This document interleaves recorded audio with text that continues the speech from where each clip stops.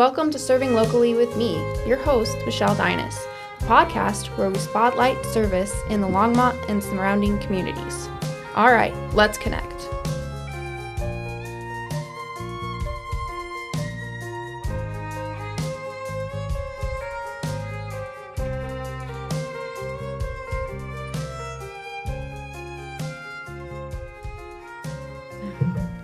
Hi, and welcome to today's episode of Serving Locally with me. Today we are with Kristen Baltrum with Annie and Millie's Place, and just the first question will be just who are you and what is your organization, and just a quick little overview. Sure. My name is Kristen Baltrum, and I'm the founder and executive director of Annie and Millie's Place.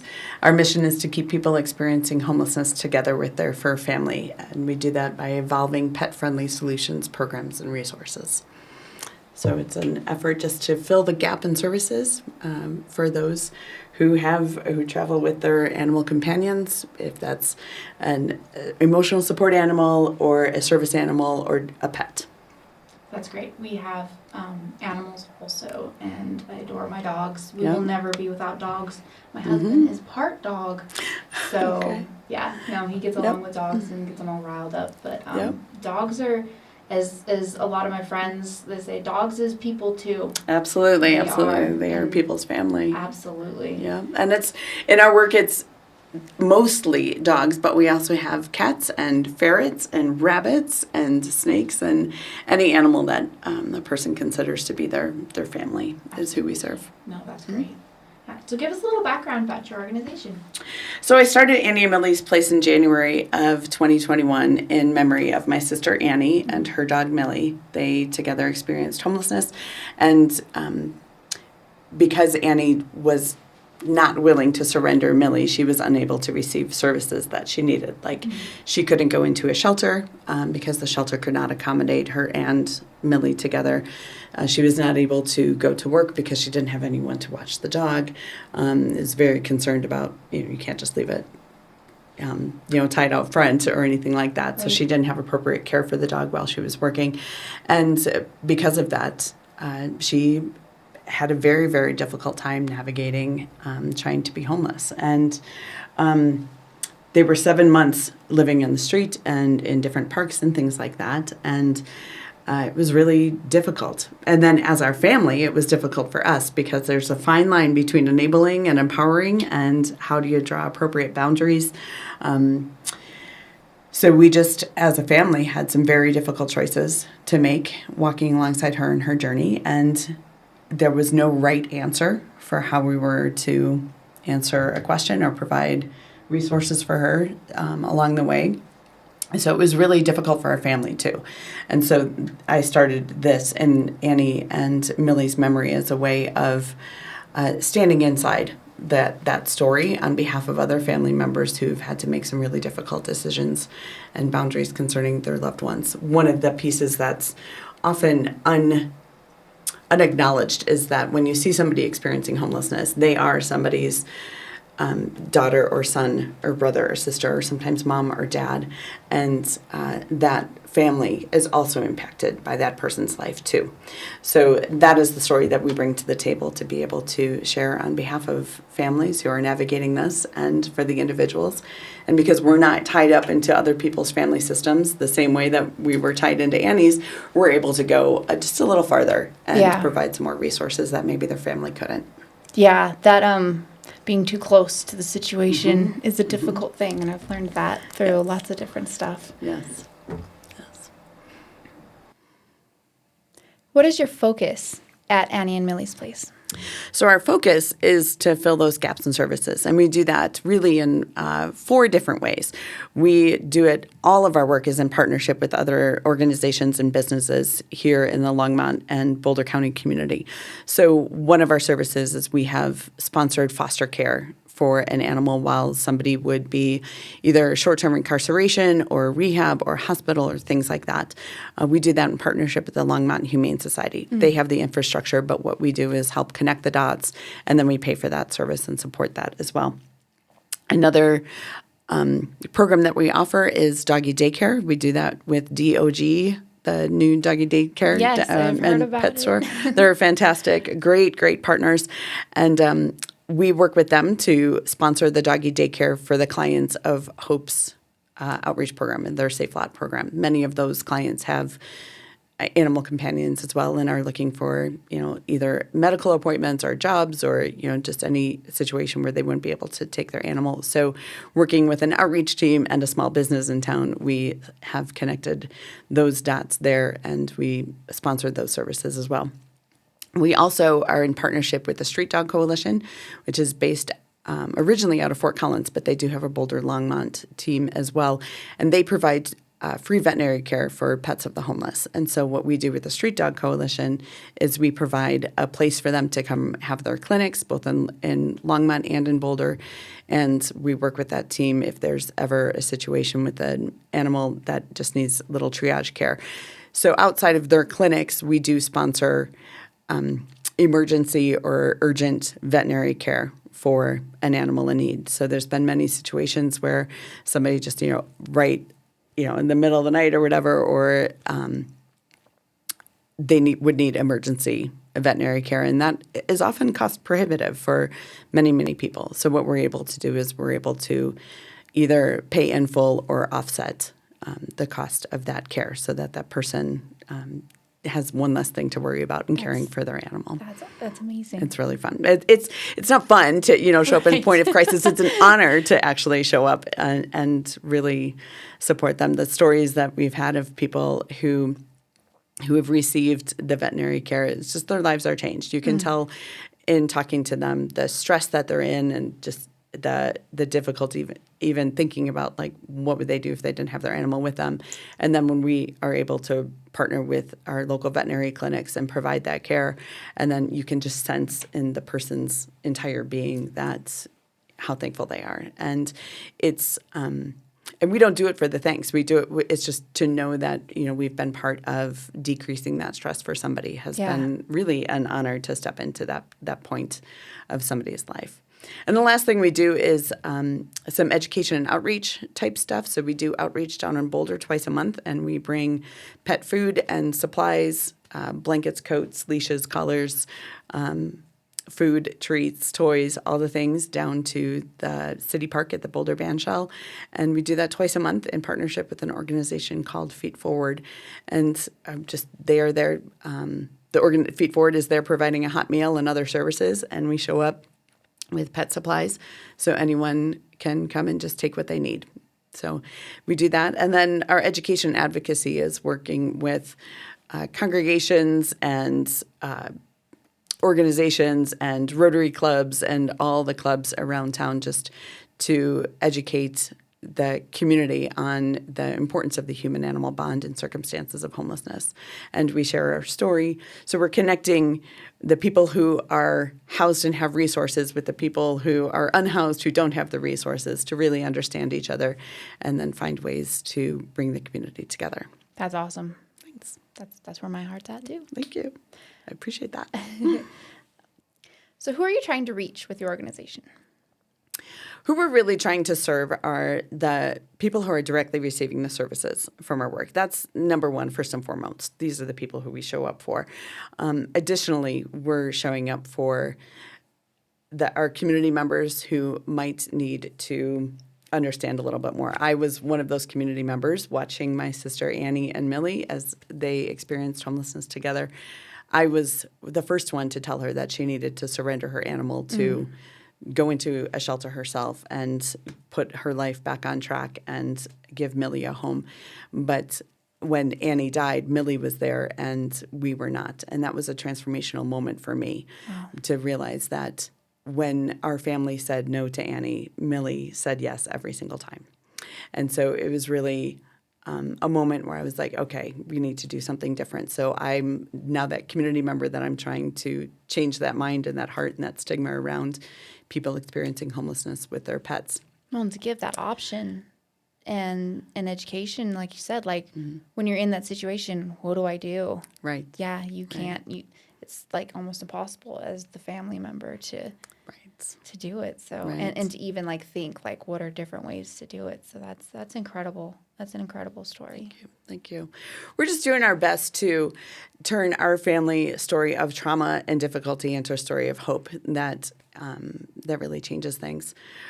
Ultimately, the other people we're trying to connect with are high-level policy and legislative folks who are making decisions around co-sheltering where a human and their animal can literally stay together in a shelter and receive housing. A lot of that has to do with policy. And so the more we can educate, the more we can connect on those issues, I think we can really change the face of what it means to be a homeless service provider in our country and to really take care of those in need. So trying to do that on a broader scale in community and then directly with the people we serve. So we're kind of multifaceted in our reach. That's great. Thank you. What makes the work of Annie and Millie's Place different than other similar serving organizations? So our work is unique in that it's really between the spaces. There's great organizations doing incredible human service work, and then there's great organizations doing incredible animal welfare work. And our role is really connecting these dots. Even when I'm filling out applications for grants and things, are you a human service or are you animal welfare? It's like, well, we're kind of both. So it's a new conversation that's been happening around the importance of the human-animal bond and the research that's coming out around that. We've got some great institutes right here in Colorado, the Institute for the Human-Animal Connection out of Denver University. Lots of schools of social work, like up at CSU, have a human-animal connection program. And one of our board members, Leslie Irvine, is a professor of sociology down at CU Boulder. She literally wrote the book, My Dog Always Eats First, a study of homeless people and their pets. Oh, wow. And Boulder was actually one of the cities that she studied. She studied 5 major cities.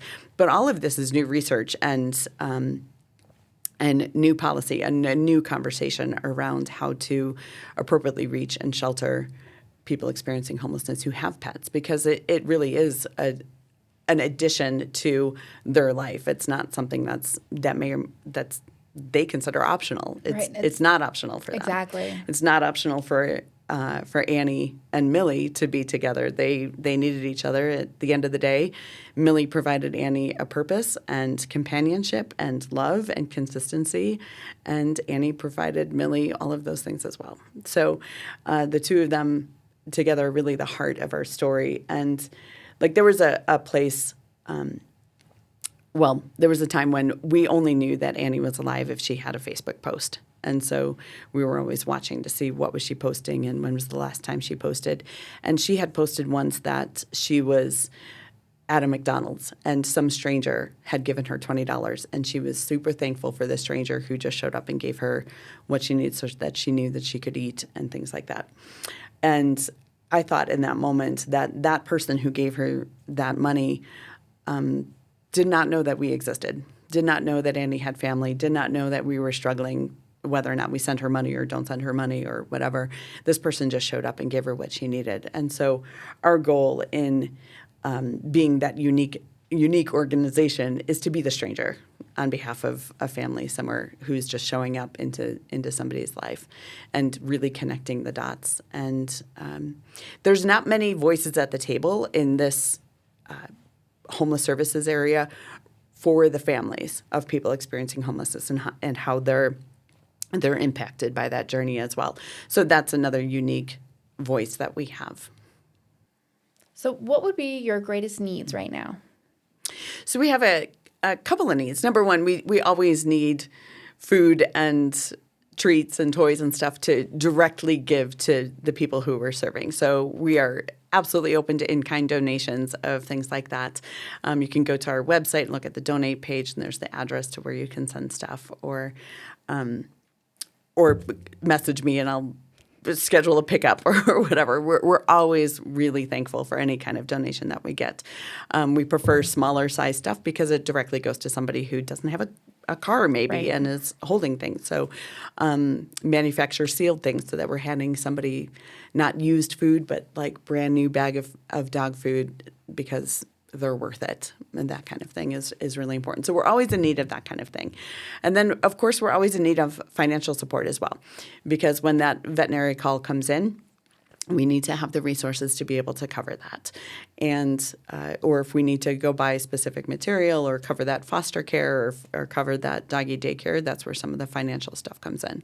And then also just to continue to support the work that's happening as we spend our time navigating and resourcing and advocating and all this thing, that is somebody's time. And right now I'm the only volunteer staff that we have. Wow. And eventually we'd like to grow and have more people really dedicated to doing this work. But people who do this work need to be paid. And so that's a financial thing as well. And I'm a big believer that we love to support the program, but if we don't have somebody running the program, you don't have a program. Yes. And so we want to be an organization that also pays its people fairly and equitably to do the work that we're ultimately getting behind and putting out into the world, which I think is good all the way around as well. So financial support is always a big thing. So. Do you have any events coming up or volunteer opportunities? Yes, we do have some events coming up. However, we have limited space for volunteers because we don't want to have more volunteers than we actually have guests at our events. That becomes really sort of overwhelming for the guests themselves. So we do have a clinic coming up in June right here in Longmont that will do a whole health, what they call a One Health model, where it's the Street Dog Coalition will be doing the free veterinary care, and we'll be bringing in some human health teams as well to do some human health screenings. Great example of the power of that is that we also had a dental team at the last clinic that we did, and a woman stopped by with her dog and didn't know that this was a service that was available. And she's like, can I get my dog vaccinated? We're like, absolutely. So she, actually was even better was she was only Spanish speaking. And one of the volunteers who was there happened to be bilingual and was able to walk alongside this woman for the entire day. She got her dog vaccinated. But while she was waiting in line, we had somebody watching the dog there. She went over and did a health screening. It turned out her sugar levels were off the chart because she had an oral infection that the dental team identified. And the body. With that, it all coming together with her dog. She just stopped by for her dog's vaccination, but in that she received her own life-saving care as well and was immediately referred by the human medical team into an appointment the next day where she could get all of her all the stuff regulated, all of her medications regulated, and all that stuff. And that all happened for free. So we literally saved somebody's life because we offered free vaccinations for an animal. And that's the care. The Street Dog Coalition has a great tagline where they're caring for both ends of the leash. And so we have that event coming up in June. And it's a great event. And I would love to have the entire community there. But again, limited spots because we don't want to overwhelm the guests who are showing up. That kind of thing. That's really cool. It's a great thing. What a great way to encompass the whole person, mind and body, and absolutely, that's amazing. It's really fun. So other volunteer opportunities, when I go down to Boulder a couple times a month, I'd love to have somebody come with there. We believe one of our big hashtags that we use all the time, or taglines, is in togetherness. And not only the togetherness of the human and the animal, but also togetherness in our work, together in our partnership with organizations and businesses in our community as well. So there's always an opportunity to do that. And then we also need a lot of volunteers to help with behind the scenes type stuff, like policy writing and all of the governance type situations. So if there's somebody who has a passion for the human-animal bond, really wants to learn more about it, I love coffee and tea, and I love sitting down and having conversations and finding ways to help people use the gifts and skills that they have to better serve our community.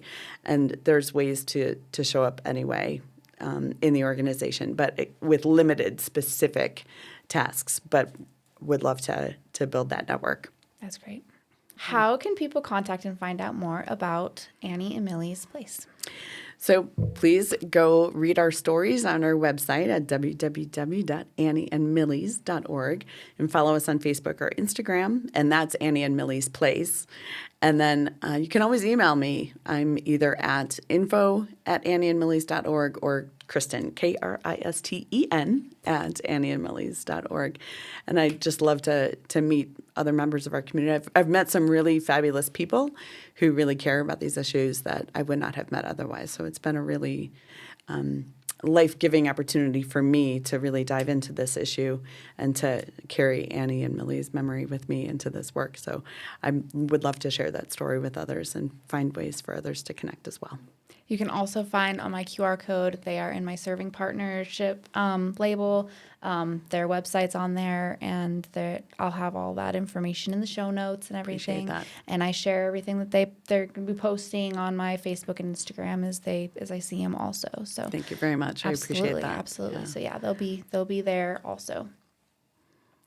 Is there anything else that you would like to add to the conversation that maybe I have missed, or that you just feel passionate that you want to talk about for a couple minutes? Yeah, I think the biggest thing is just that I want to, again, highlight the togetherness, which is why I really appreciate this conversation and this opportunity, because, you're taking your passion and your platform and giving us an opportunity to share our story. And that's really what needs to be happening in our community all the way around. I couldn't agree more. Thank you. Thank you. So to do things in togetherness is really the best way to let things go. Our other hashtag that we use all the time is unleash compassion. And that's, when you let a dog off its leash, it goes running around like crazy. And if we can keep doing this work together, then compassion can also run wild in our world. And how cool would it be for Longmont to be known for its compassion? Absolutely. It'd be neat. That's a really good So one. thank you for all the work that you're doing, highlighting everybody who else is doing some really cool, great nonprofit work in our town. Yes, thank you. And I'm looking for more people to host, so get on here so we can get you an episode going. But Awesome. I just wanted to take this moment and just say thank you for all of your work, and thank you for being vulnerable and sharing your story. Thank you. That's difficult, and my heart feels with you and your family. Thank you. In levels that I completely understand. Thank you. So thank you for being on the podcast. Yeah, I appreciate you. Thank you so much. Thank you. Good luck with everything. Thanks. Thank you to my guests, my listeners, and my supporters. Serving together, we can strengthen our community. Please like and subscribe. Do all those other things. You got to do them. Because that's the easiest way that you can serve right now. All right, now go. Connect with others and be a blessing.